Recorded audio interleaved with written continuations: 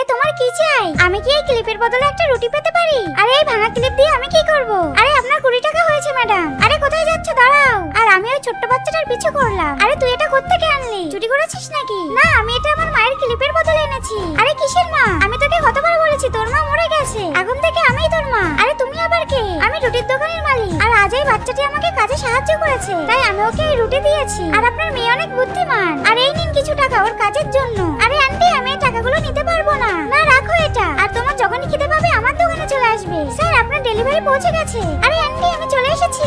আরে এসো, তোমার ব্যাগটা দাও আমাকে, অনেক ক্লান্ত হয়ে গেছো। মিনা আসার পর থেকে আমি অনেক খুশি থাকতাম। এই নাও তোমার জন্য, সাবধানে খাও মা, অনেক গরম। আচ্ছা ঠিক আছে মা। আরে তোমার হাত কিভাবে পড়লো? আরে কিছু না মা, এমনি। মিনা, এই দেখো তোমার জন্য কি এনেছি। ব্যথা করছে নাকি? আরে না মা। আরে তুমি এটা কি করছো? এখন মিনা ওর দাদির সাথে চলে গেছে, তাই ওর জিনিসের আর কোনো দরকার নেই। আর আমি জানতে পারি মিনা ওর দাদির কাছে চলে গেছে। আমি তখনই একটা ছোট ডায়েরি খুঁজে পাই। আমি যখন অনেক ছোট ছিলাম তখন আমার মা মারা যায়। শুধু মনে আছে আমার মা খুব ভালো রুটি বানাতো। তারপরে বাবা আবার নতুন বিয়ে করে। নতুন মাকে আমি খুব ভয় পাই, কিন্তু তোমার সাথে দেখা হওয়ার পর আমি আমার মাকে খুঁজে পেয়েছি। তুমি অনেক ভালো, তুমি আমার অনেক খেয়াল রেখেছো, আমাকে খাবার খেতে দিয়েছো। আমি চলে যাচ্ছি মা, কিন্তু তুমি কি আমাকে মনে রাখবে? আর আমি স্টেশনে তোমার জন্য অপেক্ষা করব।